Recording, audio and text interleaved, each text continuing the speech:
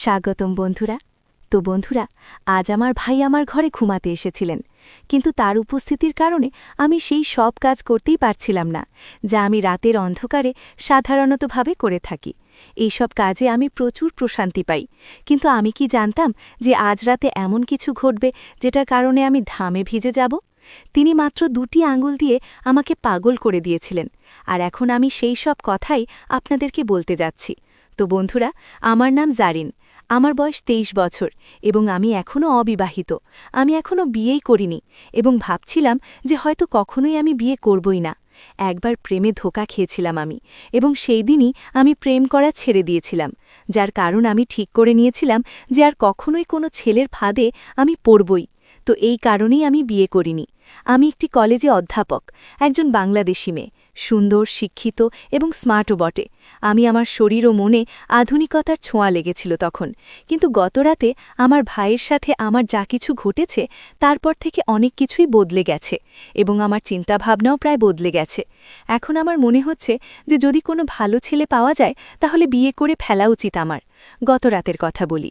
আমার ভাই, যার বয়স হচ্ছে 30 বছর, তিনি চাকরি করেন, আর আমার ভাবির মৃত্যু হয়েছে সম্প্রতি একটি গাড়ির দুর্ঘটনায়। রাতের বেলা আমরা খাবার খেয়ে কিছুক্ষণ টিভি দেখছিলাম। তারপর আমি আর আমার ভাই ছাদে হাঁটতে গেলাম। ভাই গ্রাউন্ড ফ্লোরে ঘুমানো ছিল, আর আমি ফার্স্ট ফ্লোরে। আমার পাশের ঘরে আমার ছোট ভাইও ঘুমায়। রাত প্রায় তখন 1টার দিকে আমরা দুজন তখন নিচে গেমে এলাম। তখন ভাই আমার ঘরে এসে বললেন, জারিন এখনও ঘুম আসছে না, চলো গল্প করি। আমরা দুজন বিছানায় শুয়ে গল্প করতে লাগলাম। মাঝে মাঝে ভাই তার মোবাইলে গেম খেলছিলেন, আর আমি আমার মোবাইলে লোকেদের স্টেটাস দেখছিলাম। এমন সময় জোরে বৃষ্টি শুরু হয়ে গেল, আর হালকা ঠান্ডা বাতাসও বইতে লাগল। তখন যা আমরা দুজনেই খুব পছন্দ করি। আবহাওয়া তো এমনিতেই খুব ভালো। কিছুক্ষণ পর ভাই ঘুমাতে শুরু করলেন। আমি বললাম, ভাই আপনি আপনার ঘরে যান, আপনার ঘুম পাচ্ছে। ভাই নাখুশ হয়ে বললেন, জারিন আমাকে বিরক্ত করো না প্লিজ। এ কথা বলে তিনি চোখ বন্ধ করে 2 মিনিটের মধ্যে গভীর ঘুমে চলে গেলেন। আমি উঠে বাথরুমে গিয়ে আমার জামাকাপড় বদলে নিলাম, কারণ 8-7 জামায় আমার ঘুম আসে না। তারপর আমি ফিরে এসে বিছানায় শুয়ে মোবাইলে গল্প পড়তে লাগলাম। এই দিনগুলোতে আমি অনেক ভালো গল্প পড়তে পারছি। আমার ভাই ঘুমিয়ে পড়েছিলেন, আর আমি সেই সব কাজ করতে পারছিলাম না যা আমি সাধারণত রাতের অন্ধকারে একা ঘুমানোর সময় করে থাকি। কিন্তু আজ ভাইয়ের কারণে আমি বেশি কিছু করতে পারছিলাম না, তাই আমি মোবাইল রেখে ঘুমানোর চেষ্টা করছিলাম। কিন্তু গল্পের চিন্তা আমার মাথায় শুধুমাত্র ঘুরপাক খাচ্ছিল, আর ঘুম আমার থেকে দূরে সরে যাচ্ছিল। রাত গভীর হতে লাগছিল, আর আমার মনে এক অদ্ভুত অস্থিরতা বাসা বাঁধতে লাগল। ঘুম তো ছিলই না, আর মাথায় সেই গল্পই চলছিল যা আমি ঘুমানোর আগে পড়েছিলাম। সেই গল্পটি আমার ভেতরে এক অদ্ভুত আলোড়ন তুলে দিয়েছিল, আর আমি নিজেকে শান্ত করতেই পারছিলাম না। ভাই পাশেই ঘুমোচ্ছিলেন, আর তার নাক ডাকার শব্দ আমাকে আরও বেশি বিভ্রান্ত করে তুলছিল। যদি তিনি সেখানে না থাকতেন তাহলে হয়তো আমি নিজেকে সেই গল্পের অংশ বানিয়ে নিতাম, আর সেই সব কাজ আমি করতাম যা আমাকে রাতের অন্ধকারে একা করতে খুব ভালো লাগে। কিন্তু আজকের রাতটা ছিল একটু আলাদা, তাই আমি আমার নিজের চিন্তায় ডুবে গিয়েছিলাম। এমন সময় হঠাৎ ভাই পাশ ফিরে সোজা হয়ে বসলেন। আমার চোখ অজান্তেই সেই দিকে চলে গেল, আর আমি যা দেখছিলাম তাতে আমার পাতলায় মাটি একেবারেই সরে গেল। ভাই খুব পাতলা ধুতি পরেছিলেন, আর পার কারণে এমন কিছু দেখা যাচ্ছিল যা দেখে আমার লজ্জা করে গেল। আমার অবস্থা আরও জটিল হয়ে গেল। লজ্জা তো দূরের কথা, আমি আমার চোখ তার দিক থেকে সরাতেই পারছিলাম না। মনে এক অদ্ভুত অস্থিরতা চলছিল। একদিকে আমি নিজেকে নিয়ন্ত্রণে রাখার চেষ্টা করছিলাম, আর অন্যদিকে আমার ভেতরের অস্থিরতা আরও অনেক বেড়েই চলেছিল। সত্যি বলতে কি, এখন আর আমি সহ্য করতেই পারছিলাম না। প্রতিটা মুহূর্তে মনে হচ্ছিল যে যদি আমি নিজেকে নিয়ন্ত্রণে না রাখি তাহলে কিছুই হতে পারে, আর এই অবস্থা থেকে বেরিয়ে আসা আমার পক্ষে অসম্ভব হয়ে যাবে। আমার হৃদস্পন্দন তীব্র হয়ে গেল, আর মনে ভয় ঢুকে গেল। আমার যে যদি কিছু ভুল হয়ে যায় তো তাহলে ভাই আমার সম্পর্কে কি ভাববেন? ভাইয়ের চোখে আমি কেমন দেখাবো? এই প্রশ্নগুলোই আমাকে আরও বেশি অস্থির করে তুলছিল। কিন্তু অন্যদিকে আমার মনে এক গভীর ইচ্ছাও ছিল যা আমাকে বারবার সেই দিকে টানছিল, যেন আমি যা ভাবছি তা পূর্ণ করে ফেলি। আমার ভেতরের দ্বন্দ্ব এখন চরমে পৌঁছে গিয়েছিল।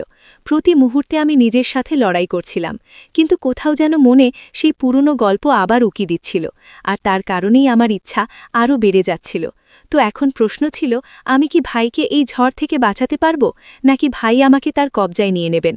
রাতের পরিবেশ আগের থেকেই অদ্ভুত ছিল প্রায়, আর তার উপর ভাইয়ের ফোন বেজে উঠল। সম্ভবত কেউ তাকে মেসেজ করেছিল, আর ফোনটা আমার পাশেই রাখা ছিল, কারণ ভাইয়ের ফোনটা চার্জে লাগিয়ে রেখেছিলেন। ঘুমানোর আগে ভাই গভীর ঘুমেছিলেন, কিন্তু ফোনে একের পর এক মেসেজ আসছিল, আর তার আওয়াজ আমার অস্থিরতা আরও বাড়িয়ে দিল। আমি ভাবলাম ফোনটা সাইলেন্ট করে দিই, যাতে আওয়াজ বন্ধ হয়, কিন্তু সাথে সাথে আমার মনে প্রশ্ন জাগল, এত রাতে ভাইকে কে মেসেজ করছে? আমি ভাইয়ের ফোনের পাসওয়ার্ড জানতাম, তাই কোনো দ্বিধা না করেই তার ফোন চেক করলাম। স্ক্রিনে তাকাতেই দেখলাম ভাইয়ের গার্লফ্রেন্ডটাকে একের পর এক মেসেজ পাঠাচ্ছে। এক অদ্ভুত কৌতূহল আমাকে ঘিরে ফেলল, আর আমি ভাবতে লাগলাম যে শেষ পর্যন্ত সেই ভিডিওটা কি নিয়ে। আমি ভাবলাম ও একবার দেখিনি ভিডিওতে কি আছে। ভিডিও চালু করতেই আমার চোখ যেন থমকে গেল। আমি যা দেখছিলাম তা বুঝতেই পারছিলাম না যে ভিডিওতে যা দেখানো হচ্ছিল তাকে আমি কখনোই ভাবতে পারিনি। একটি ভিডিও শেষ হতেই আমার মধ্যে পরের ভিডিও দেখার তীব্র ইচ্ছা জেগে উঠল। আমি পরের ভিডিওতে ক্লিক করলাম, আর মুহূর্তের মধ্যে সব ভিডিও দেখে ফেললাম। প্রতিটি ভিডিও আমার অবস্থাকে আরও খারাপ করে দিল। আমি বুঝতে পারছিলাম না আমি কেন এসব দেখছি, এটা আমার এত ভালো লাগছে কেন। তবু আমি থামতে পারছিলাম না। আমার হাত কাঁপছিল, কিন্তু চোখ স্ক্রিন থেকে আমি সরাতেই পারছিলাম না। সময় যত গড়াচ্ছিল আমার অস্থিরতা ততটাই বাড়ছিল। আমি নিজের সাথে যুদ্ধ করছিলাম। আমি কি করছি এই প্রশ্ন বারবার আমার মাথায় ঘুরপাক খাচ্ছিল, কিন্তু আমি নিজেকে নিয়ন্ত্রণ করতেই পারছিলাম না, কারণ সেই ভিডিওগুলো আমার ভেতরকে ঝকটকে আরও বাড়িয়ে দিচ্ছিল। এখন আমার মধ্যে এক অদ্ভুত সাহস এসে গিয়েছিল, যা বলা যায় আমি আমার ইচ্ছার কাছে অসহায় হয়ে পড়েছিলাম। আমি সিদ্ধান্ত নিয়েছিলাম যা হবে দেখাই যাক। এখন আমি ঠিক সেই কাজটাই করতে যাচ্ছিলাম যা আমি দীর্ঘদিন ধরে থামানোর চেষ্টা করছিলাম। আমার হাত কাঁপছিল, হৃৎস্পন্দন তীব্র হয়ে উঠছিল। আমি ধীরে ধীরে ভাইয়ের কাছে গেলাম, আর তার পাশে শুয়ে পড়লাম। কিছু এমন হলো যেন কিছুই হয়নি। মন হুলস্থুল পড়ে গিয়েছিল, কিন্তু আমি নিজেকে সামলে রেখেছিলাম। কিছুক্ষণ আমি ঘুমের ভান করতে লাগলাম, যাতে যদি হঠাৎ সে জেগে ওঠে তাহলে মনে করে আমি গভীর ঘুমে আছি। হৃৎস্পন্দন তীব্র হচ্ছিল, কিন্তু আমার চেহারায় শান্তির ছাপ ছিল। তারপর আমি ধীরে ধীরে আমার পা ভাইয়ের ওপর রাখলাম, যেন ঘুমের মধ্যে অজান্তেই। কিছুক্ষণ থেমে গেলাম, আর ভাই নড়াচড়ার অপেক্ষায় ছিলেন, কিন্তু কোনো নড়াচড়া হলো না। সে তখনও গভীর ঘুমেই ছিল। আমার পায়ের নিচে তখন তার উষ্ণতা অনুভব করছিলাম, আর কিছু একটা তার শরীর শান্ত ছিল, কিন্তু তার মনে আরেক গল্প চলছিল, যে আমার পায়ের নিচে তখন তার আকাশ স্পষ্ট অনুভব হচ্ছিল, আর তার কড়া আওয়াজ আমার ভেতরের সব জটিলতাকে আরও বাড়িয়ে দিচ্ছিল। আমার হৃৎস্পন্দন তীব্র হয়ে উঠছিল, আর সেই ভয় যা আমাকে সবসময় আটকে রেখেছিল এখন স্পষ্ট হয়ে উঠছিল। এখন আমি নিজেকে নিয়ন্ত্রণ করতেই পারছিলাম না। সময় যতই গড়াচ্ছিল আমার ইচ্ছা তত শক্তিশালী হয়ে উঠছিল। আমি জানতাম যদি এখন নিজেকে নিয়ন্ত্রণ না করি তাহলে এমন কিছু ঘটবে যা থেকে ফিরে আসা সম্ভব হবে না। কিন্তু কিছুক্ষণের মধ্যেই আমার মৌন মন যেন যুদ্ধ করছিল, আর আমি ধীরে ধীরে আমার হৃদয়ের কাছে হেরে যাচ্ছিলাম। আমি আবার আমার পা হালকা করে সরিয়ে নিলাম, এটা বোঝার জন্য যে তার ঘুম কতটা গভীর ছিল, কিন্তু কোনো নড়াচড়া হলো না। এখন আমার মন ঠান্ডা হচ্ছিল, আর শুধু একটা কথাই মনে ঘুরছিল। রাত আর নিস্তব্ধতা আমার ভেতরে এক ঝড় তুলে দিয়েছে। প্রতি মুহূর্তে আমার সাহস বাড়ছিল। আমি যে পদক্ষেপ নিয়েছিলাম এখন তা থেকে পিছিয়ে আসা সম্ভব ছিল না। কিন্তু তখন আমি জানতাম না যে সে ঘুমায়নি। আসলে সে গভীর ঘুমে ছিল না, বরং শুরুর থেকেই ঘুমের ভান করছিল। আমার প্রতিটি পদক্ষেপ সে আগে থেকেই জানত। আমি যা অনিচ্ছাকৃতভাবে করেছিলাম তা ভাই ইচ্ছাকৃতভাবে দেখেছিলেন। সম্ভবত আমাকে শাস্তি দেবার জন্যই ভাই চুপচাপ সেখানে শুয়েছিলেন।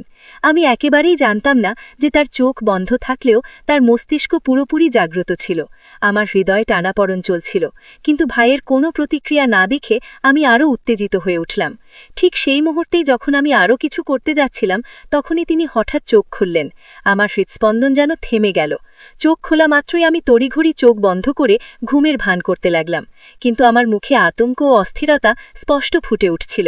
আমি বুঝতে পারছিলাম নিজেকে এক ভয়ঙ্কর ফাঁদের আমি ফেলেছি, কিন্তু যা হতে যাচ্ছিল তার জন্য আমি মোটেও প্রস্তুতি ছিলাম না।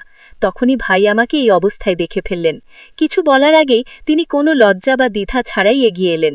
এরপর যা হলো তা আমার জন্য এক গভীর আঘাতের চেয়ে কম নয়। টানা 4 ঘণ্টা ধরে তিনি আমার সাথে এমন কিছু করলেন যা আমি কখনো ভুলতে পারবো না। সেই মুহূর্তগুলো আমার পুরো বিষয়টাকে বদলে দিয়েছে। কিন্তু এই গল্পের শেষ এখানে নয়। ওই 4 ঘণ্টায় যা কিছু ঘটেছিল তার সম্পূর্ণ সত্যটা আমি আপনাদের পরের অন্য পর্বে বলবো। যদি জানতে চান কি ঘটেছিল তবে আমার চ্যানেলটি অবশ্যই সাবস্ক্রাইব করতে আপনারা ভুলবেন না, যাতে এই রোমাঞ্চকর ও রহস্যময় গল্পের পরবর্তী অংশ আপনি উপভোগ করতে পারেন। আমি আপনার প্রিয় বন্ধু সুমা। আগামীকাল আবার দেখা হবে।